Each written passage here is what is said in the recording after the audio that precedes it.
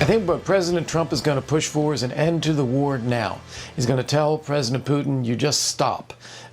Ukraine is already ready to stop. They didn't start this war. They don't seek this war. So I think you can end it. The question then for President Trump and his team is, how do you turn that into a permanent peace so that Putin doesn't just strike again? And that is where NATO membership comes in. It can deter Putin from launching further attacks. That is Kurt Volker, ambassador to NATO, and he's had various other positions, and now it's going to be up to General Kellogg, Lieutenant General Kellogg. He has been designated as President-elect Donald Trump's negotiator between Ukraine and Russia. The goal is to put an end to the fighting. What indeed is possible, knowing the Putin that we all got to know over the last 30 years? General Jack Keane joins us now, retired four-star general, chairman of the Institute of Study of War, and Fox News' senior strategic analyst. General, you know the president's goal, and you know what Volker was saying. Do you think the president is right to try to begin peace talks the minute he takes office? Well, I would not begin them immediately. I would let Kellogg put his team together and also let some things play out. I think what we really have to recognize is that for the 3 years of this war, and the Biden administration, and I had some exposure to this over the last 3 years, the Biden administration's objective from the start was always to force Ukraine into a negotiated settlement, even during the first year after they had some success against the Russians. That has always been their position. It's one of the reasons, not the only reason, it's only fear of escalation was another reason, why they held back arms, why they restricted the use of those weapons, why they tried to micromanage them in terms of how they were conducting the counteroffensive. Same thing they did to Israel.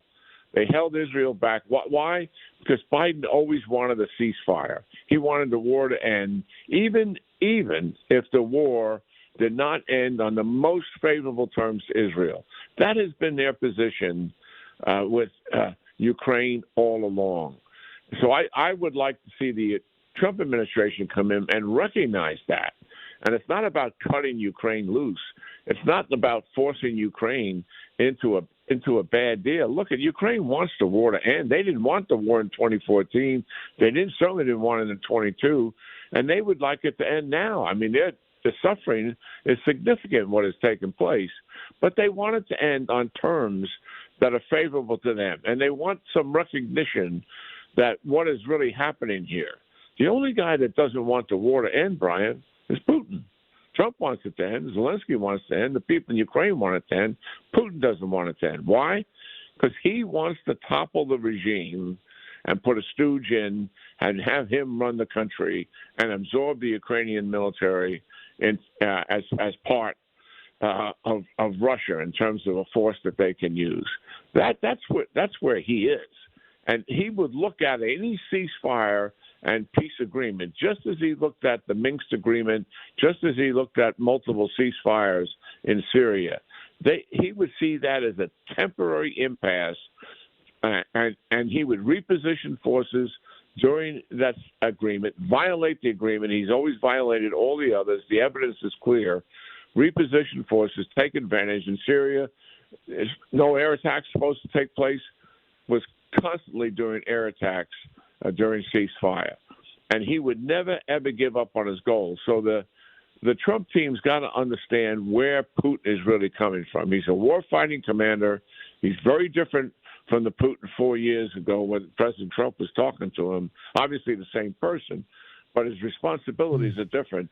And he's gone through a war-footing economy, but he's struggling significantly. And we have advantages there in dealing with him. 30,000 casualties a month in the last 8 months trying to take one small city, Provask. He hasn't taken the city since 22.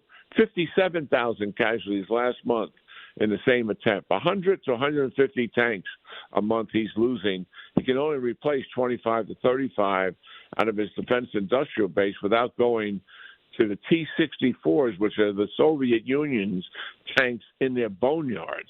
And next year they won't even be available. And his economy over time, even though the Biden administration and the Europeans have given him a pass on oil and gas not being properly sanctioned, the central banks not being properly sanctioned. They could have brought him to his knees. The economy is worsening under the weight of the war. So what I see is we should go in there with our wind at our back, trying to favor Ukraine in these negotiations, get the best deal for them, but let some of the facts roll out and not rush into this thing, and make certain that we can put additional pressure on Putin to give Ukraine some leverage. What am I talking about? Let Ukraine continue to go in, remove the restrictions on the weapons completely, and let Ukraine use the U.S. weapons and the British cruise missiles and the French cruise missiles against the Russian forces. Give Ukraine additional leverage as opposed to rushing right into negotiations. Yeah, couple of things that stood out to me. Number one, do you think that in a million years that Vladimir Putin thought he'd be fighting a 3-year war where he's losing up to 2,000 people a day, and has to call on North Korean troops and North Korea armaments, Yemenis fighters now, and has to work out a deal with Iranian drones? Do you think that 3 years ago, if he could look in a looking glass and say, this is going to be what you need, he would still do it?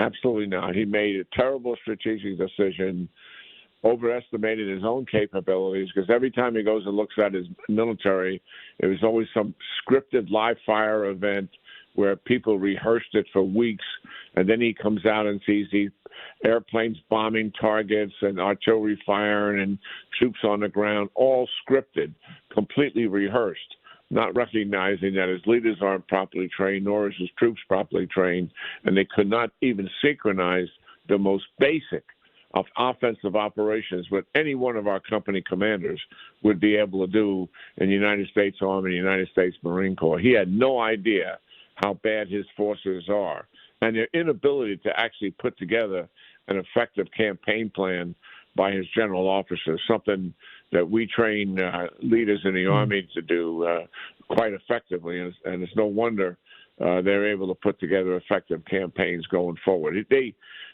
He's got huge problems that he didn't think he was going to have, but he also does not want to give up on his aspirational goals because that's success in front of his population. He doesn't want to fail. He feels if he fails, it weakens him significantly.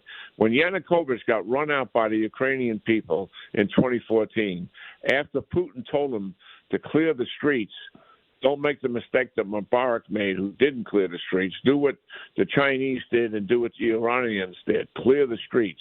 And they tried to clear the streets with Russian Spetsnaz snipers, and they killed over 100 people.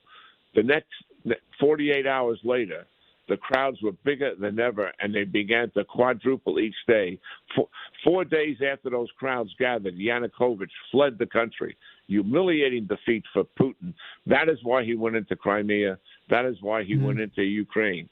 His domestic audience view of him is uppermost in his mind, and he's more concerned about that than he is about the United States. Just as President Xi is more concerned about his population than he is about the United States. Not that the United States isn't a big problem, we are, but they know the threat to their regime's survival, even though they're authoritarian regimes, still depends on the willing cooperation and submission of their populations to their repression. And that is what's driving Putin forward. Yanukovych was the handpicked person that the Russians wanted running Ukraine. Ukraine voted him out. They tried to tell him to stay, and Yanukovych just realized, I got to get out of here. He left. And that was considered a victory for democracy. And the Russians blamed us. They said, we caused that. We supported that. John McCain was on the ground then. Do you want to do you want to tell everybody what you think our role was? Yeah, I mean, we did support the Ukrainians morally, not as strong as Reagan supported the Poles when they were doing what had to be done there. But I was in that square with my wife a couple of years later after that, and it was absolutely staggering to take the briefing on how they responded to the Spetsnaz snipers that Russia gave them, and they came back full tough out. People. They are really tough and hardy people, and you can see it 3 years of war, I mean, they're still fighting fiercely. They do have problems with morale in the forces. The new guys aren't as well trained as the other guys that started the war because they had more time to train them. The population certainly is being worn down by 3 years of war, as you would expect it. And Right. certainly Zelensky wants to end this, but he doesn't want a lousy deal. He also wants as good a deal as he can get, which makes sense. Maybe he should try to lower the draft age to 18 like we do. I think they should have done that a long time ago. Yep. They have real political issues in terms of their culture. Their culture has always been mid-20s, where ours has been teenagers, late teens. And to make that change has been very hard for them. But I think they're at the point where I don't believe they have much choice. So here's what I want to get Syria, and we only have 3 minutes, but I want you to hear what Zelensky said over the weekend to Sky News. Cut 38. If we want to stop the hot stage of the war, we should take under NATO umbrella the territory of Ukraine that we have under our control. That's what we need to do fast. And then Ukraine can get back the other part of its territory diplomatically. So he says, listen, you put me into NATO, we'll stop the war where it is, just recognize the whole country, even the part that Russia occupies, and we'll stop the fighting. What about that deal? Yeah, I mean, what Zelensky needs is some kind of future security guarantee. He knows Russia's going to break the deal. He knows they're going to reposition and take advantage of him. He knows they're never going to give up on taking all of Ukraine. So what he wants is a formal invitation, which he's never received, to join Ukraine. He would love to have a timeline associated with it. To get those 32 countries to agree to a formal invitation, a timeline may be a challenge. He doesn't have to get a timeline, in my mind. You could leave it open indefinitely. That would likely help him in dealing with the Russians and also in terms of the United States and Europeans' continued support for him. And what he really is looking at also, he wants the international sovereignty territory, the boundaries of Ukraine to remain in place, much as after World War II, when the Russians were able to occupy East Germany and the United States, Britain, and France occupied the western piece, the territorial borders of Germany never changed, knowing full well that at some point in history, that country would be able to regain its sovereignty. That's the model that Zelensky wants. Keep my international borders there, even though I have Russians on the territory. And I think that's a smart move on his part. And give him some future security guarantees to keep the Russians off of his back. And that's what he needs going forward if we're going to make a deal. I'm just so impressed with him, General. For some reason, people like to say negative things about him through war. I wish I could be half the leader he has been. A guy spent most of his time in theater prior to this. Lastly, I just want to talk about the Pentagon. Pete Hegseth heading up to Capitol Hill. He's going to meet, we just got word, he's going to meet with Senator Tommy Tuberville. I know you don't do the political thing, but you did have a chance to communicate with him. Do you get the sense that he's the person to reform the Pentagon? Because he certainly has the vision. He's got the battlefield experience. He's got a sense of what he feels was wrong with the culture. Well, listen, there's nothing wrong with the war-fighting capabilities of the Pentagon. I don't have the problems that he has with the general officers. I've been around a number of them. Some of them certainly aren't what they should be, and they should go. I mean, I would have done something like that if I was the Secretary of Defense. But listen, the problem with the Pentagon is its business practices. We've had multiple secretaries try to reform it. We can't wait. It's urgent. We have the enemy at the gate with Russia, China, and Iran. And if we get in a war with China today, we would be challenged to win that war, and we could indeed lose. They outnumber us in every item except submarines. And to rely on our defense industrial base to get munitions that we need in that war, we start running out of vital, critical items like missiles in the first week. Within a few weeks, we're out of a number of items that we need to be able to win the war. This is serious, and the American people are not informed about this. Biden has kept it under the rug. We got to expose that was the Congressional Commission, and to get there, we got to fix the business practices. We got to fix our industrial base. What Hegseth will need around him is very experienced people in terms of how does the Pentagon work. They're change agents. They got the spine to go after it, and we need the cooperation of Congress. Congress cannot continue doing these continuing resolutions which financially handcuff the Pentagon. They got to stop. When the Pentagon comes forward and said we want to get rid of this system, we need X to replace it because that's the future, and congressmen will not let that go, or senators, because it's in their district in that state. We can't afford that nonsense anymore. The enemy is at the gate, and we've got to make these urgent and necessary moves, and we need change agents to help Hegseth do what he needs to do. He doesn't have that experience to do this. The Pentagon is the largest military bureaucracy in the world. It is behemoth to be able to do that. And as I said before, experienced secretaries have failed at trying to reform it. We need the best people with Pete Hegseth to make those kind of substantive changes. General, it's always an education to talk to you. Thanks so much for staying up with it. Pick up the Institute for Study of War if you want to stay up with it too, and find out all this great intelligence on the hot spots on the planet. General, thanks so much.